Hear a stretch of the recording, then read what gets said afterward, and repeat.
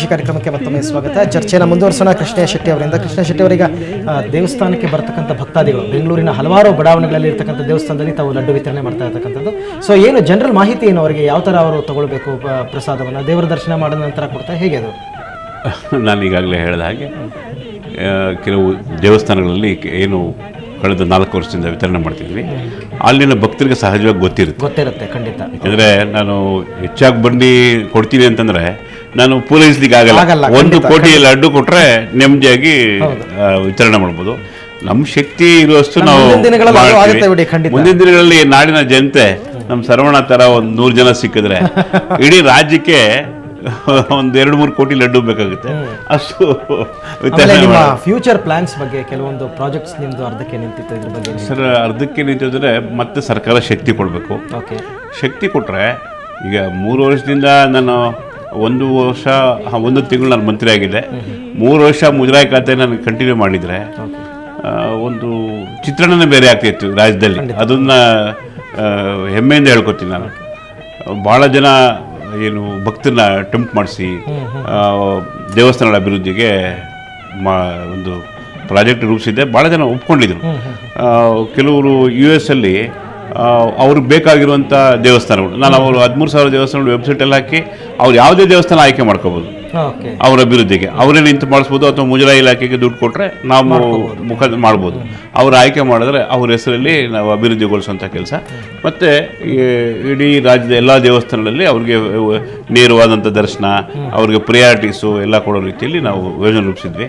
ನಾನು ಯಾವಾಗ ಮಂತ್ರಿಯಿಂದ ನನಗೆ ರಾಜೀನಾಮೆ ಕೊಡಬೇಕಾಯ್ತು, ಸೋಮಣ್ಣವರು ಅನಿವಾರ್ಯ ಅವ್ರ ಮಂತ್ರಿ ಆಗಬೇಕು ಅಂದಾಗ ನಾನು ಬಿಟ್ಕೊಳ್ಬೇಕಾಯ್ತು.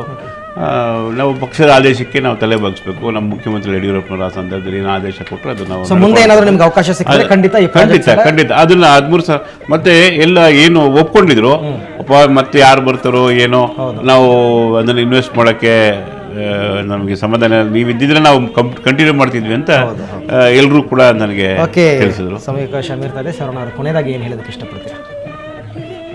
ನಾಳೆ ಏನು ವೈಕುಂಠ ಏಕಾದಶಿ ಬರ್ತಾ ಇದೆ, ಎಲ್ಲರೂ ಕೂಡ ಶ್ರೀನಿವಾಸನ ತಿಮ್ಮಪ್ಪನ ದೇವಸ್ಥಾನಕ್ಕೆ ಹೋಗಿ ನಿಮ್ಮ ಒಂದು ಪ್ರಾರ್ಥನೆಯನ್ನು ಭಗವಂತನಲ್ಲಿ ಸಲ್ಲಿಸಿ ಆ ಒಂದು ಪ್ರಸಾದ, ಲಾಡು ಪ್ರಸಾದವನ್ನು ಸ್ವೀಕಾರ ಮಾಡಿ, ಅದನ್ನು ಆ ಒಂದು ಸ್ವೀಕಾರ ಮಾಡಿದ ನಂತರ ನಿಮ್ಮ ಒಂದು ಏನು ನಿಮ್ಮ ಜೀವನದಲ್ಲಿ ಏನೇನು ನಡಿಬೇಕು ಅಂತೇನು ತಾವುಗಳು ಏನು ಒಂದು ಕನಸನ್ನು ಇಡಿಸ್ಕೊಂಡಿದ್ದೀರಿ, ಆ ಒಂದು ಸುಖ, ಶಾಂತಿ, ನೆಮ್ಮದಿ ಎಲ್ಲವನ್ನು ಕೂಡ ಭಗವಂತ ಕೊಟ್ಟು ನಿಮ್ಮ ಜೀವನದಲ್ಲಿ ಏನು ಕತ್ತಲೆಗಳೇನಿದೆ ಅದನ್ನೆಲ್ಲ ಹೋಗಲಾಡಿಸಿ ನಿಮ್ಮ ಜೀವನದಲ್ಲಿ ಬೆಳಕನ್ನು ಉಜ್ವಲಗೊಳಿಸಲಿ ಅಂತೇಳಿ ಆ ಭಗವಂತನಲ್ಲಿ ನಾನು ಕೂಡ ತಿಮ್ಮಪ್ಪನಲ್ಲಿ ಪ್ರಾರ್ಥನೆ ಮಾಡುತ್ತಾ, ಇದ್ದಾಗ ಇಲ್ಲದಿರುವರನ್ನು ನೋಡು, ಇಲ್ಲದಿದ್ದಾಗ ಕೈ ನೀಡದೆ ಬಾಲು, ಇದನ್ನು ನೀನು ಅರಿತರೆ ನಿನ್ನ ಜೀವನ ಜೇನು ಅಂತ ಹೇಳಲಿಕ್ಕೆ ನಾನು ಬಯಸ್ತಾ ಇದ್ದೀನಿ. ಪ್ರಕಾಶ್ ಅವರು ತಾವೇನು ಹೇಳ್ತೀರಿ?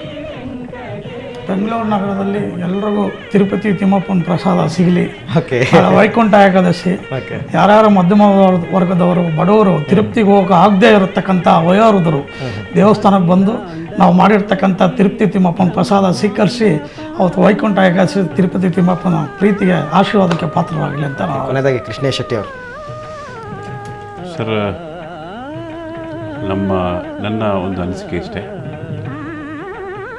ನಮ್ಮ ದೇವಸ್ಥಾನಗಳು ಈ ರಾಜ್ಯದಲ್ಲಿ ಒಳ್ಳೆ ರೀತಿಯಲ್ಲಿ ವೈಭವೀಕರಣ ಆಗಬೇಕು ಅನ್ನೋದು ಮೊದಲನೇ ಆಸೆ. ಯಾಕೆಂದರೆ ರಾಜ ಮಹಾರಾಜರ ಕಾಲದಲ್ಲಿ ಆ ದೇವಸ್ಥಾನಗಳು ಕೊಟ್ಟಂಥ ಒಂದು ಪ್ರಯಾರಿಟಿ ನಾವು ಕಳೆದ ನಮ್ಮ ಪ್ರಜಾಪ್ರಭುತ್ವದ ದಿನಗಳಲ್ಲಿ ಮರ್ತಿದ್ದೀವಿ. ಆ ಒಂದು ಕಾರಣದಿಂದನೇ ನೋಡಿ, ಪ್ರತಿ ಗ್ರಾಮದಲ್ಲಿ ಕೆರೆ ತುಂಬ್ತಾ ಇತ್ತು, ಪ್ರತಿ ಗ್ರಾಮದಲ್ಲಿ ಒಳ್ಳೆ ಬೆಳೆಗಳಾಗ್ತಾಯಿತ್ತು, ರೈತರು ಒಂದಲ್ಲ ಒಂದು ರೀತಿಯಲ್ಲಿ ನೆಮ್ಮದಿಯಾಗಿದ್ದರು. ನಾವು ಇದೆಲ್ಲ ಮರೆತಿರೋದಕ್ಕೆ ಇವೆಲ್ಲ ಅತಿವೃಷ್ಟಿ ಆಗ್ತಾ ಇದೆ. ನನ್ನ ನಂಬಿಕೆ, ಬೇರೆಯವ್ರ ನಂಬಿಕೆ ಹೆಂಗಿದೆಯೋ ಆ ನಂಬಿಕೆಗೆ ಪೂರಕವಾಗಿ ಹಿಂದೆ ನಡೆದಂಥ ಘಟನೆಗಳು. ಇವತ್ತು ತಿಮ್ಮಪ್ಪನ ಮೊದಲನೇ ಪೂಜೆ ಮೈಸೂರು ಮಹಾರಾಜರದು. ಮತ್ತು ಅವ್ರು ಕೊಟ್ಟಂಥ ಕೊಡುಗೆಗಳು, ಕೃಷ್ಣದೇವರಾಯರು ಕೊಟ್ಟಂಥ ಕೊಡುಗೆಗಳು, ಟಿಪ್ಪು ಸುಲ್ತಾನ್ ಅವರು ಕೂಡ ಇದು ನಮ್ಮ ದೇವಸ್ಥಾನಗಳಿಗೆ, ಕೋಟೆ ವೆಂಕಟೇಶ್ವರ ಸ್ವಾಮಿ ದೇವಸ್ಥಾನದಲ್ಲಿ ಇರುವಂಥ ಸಾಕಷ್ಟು ಸಲಕರಣೆಗಳು ಟಿಪ್ಪು ಸುಲ್ತಾನರು ಕೊಟ್ಟಿರುವಂಥದ್ದು, ಮೈಸೂರು ಮಹಾರಾಜರು. ಈ ರೀತಿ ಇನ್ನೂ ಹೆಚ್ಚಾಗಿ ನಡೀಬೇಕು. ಈ ಸರ್ಕಾರ ಪೂರ್ತಿ ತಗೊಳ್ಳೋಕ್ಕಾಗಲ್ಲ, ಸಾರ್ವಜನಿಕರು ಎಲ್ಲರೂ ದಾನಿಗಳು ಇನ್ನೂ ಹೆಚ್ಚೆಚ್ಚಾಗಿ ಮುಂದೆ ಬಂದು ಈ ಸಂದರ್ಭದಲ್ಲಿ ಸಹಕಾರ ಎಲ್ಲೋ ಒಂದು ರೀತಿಯಲ್ಲಿ ಕೊಟ್ಟರೆ ಮತ್ತೆ ಅಂತ ವೈಭವ ಮರಳಿಸುತ್ತೆ ಅಂತ ನಾನು ಹೇಳ್ತೀನಿ. ಮತ್ತೆ ಈ ಸಂದರ್ಭದಲ್ಲಿ ಎಲ್ಲ ತಿಮ್ಮಪ್ಪನ ಭಕ್ತರಿಗೆ ಮತ್ತು ಎಲ್ರಿಗೂ ಈ ನಾಡಿನ ಜನತೆಗೆ ಎಲ್ರಿಗೂ ಕೂಡ ಆ ತಿಮ್ಮಪ್ಪ ದಯೆ ತೋರ್ಲಿ, ಆರೋಗ್ಯ ಭಾಗ್ಯ ಕೊಡಲಿ, ಐಶ್ವರ್ಯ ಕೊಡಲಿ, ನೆಮ್ಮದಿ ಕೊಡಲಿ ಮುಖ್ಯವಾಗಿ ಅಂತ ನಾನು ಈ ಸಂದರ್ಭದಲ್ಲಿ ಮೂರು ಜನ ಪ್ರಾರ್ಥನೆ ಮಾಡ್ತೀನಿ. ಬಂದಿದ್ದೀರಾ, ಸಾಕಷ್ಟು ವಿಚಾರಗಳನ್ನ ತಿಳಿಸ್ಕೊಟ್ಟಿದ್ದೀರಾ. ಸುವರ್ಣ ನ್ಯೂಸ್ ಪರವಾಗಿ ತಮ್ಮವರೆಗೂ ಕೂಡ ಧನ್ಯವಾದಗಳು. ಸೊ ವೀಕ್ಷಕರೇ, ಈಗಾಗಲೇ ನಿಮಗೆ ಗೊತ್ತಾಗಿದೆ, ವೈಕುಂಠ ಏಕಾದಶಿಯ ಪ್ರಯುಕ್ತ ಸುಮಾರು 3.5 ಲಕ್ಷ ಲಡ್ಡುಗಳನ್ನು ತಿರುಪತಿಗೆ ಹೋಗೋಕೆ ಆಗದೇ ಇದ್ದಂತಹ ಬಡವರಿಗೆ, ಮಧ್ಯಮ ವರ್ಗದ ಜನಗಳಿಗೆ ಅವರು ವಿತರಣೆ ಮಾಡ್ತಕ್ಕಂಥ ಕಾರ್ಯವನ್ನು ಮಾಡ್ತಾ ಇದ್ದಾರೆ. ಖಂಡಿತವಾಗಲಿ ಭಗವಂತ ಅವರಿಗೆ ಶಕ್ತಿಯನ್ನು ಕೊಡಲಿ. ರಾಜ್ಯಾದ್ಯಂತ ಎಲ್ಲ ಸುಮಾರು 3 ಕೋಟಿಗೂ ಅಧಿಕ ಜನಗಳು ಏನಿದ್ದಾರೆ ಆ ಎಲ್ರಿಗೂ ಕೂಡ ಲಡ್ಡುವನ್ನು ಹಂಚತಕ್ಕಂಥ ಶಕ್ತಿಯನ್ನು ಕೃಷ್ಣ ಶೆಟ್ಟಿ ಅವರಿಗೆ ಕೊಡಲಿ ದೇವರು ಅಂತ ಪ್ರಾರ್ಥಿಸ್ತಾ ಇವತ್ತಿನ ಈ ಕಾರ್ಯಕ್ರಮವನ್ನು ಮುಕ್ತಾಯಗೊಳಿಸ್ತಾ ಇದ್ದೀವಿ. ನಮಸ್ಕಾರ.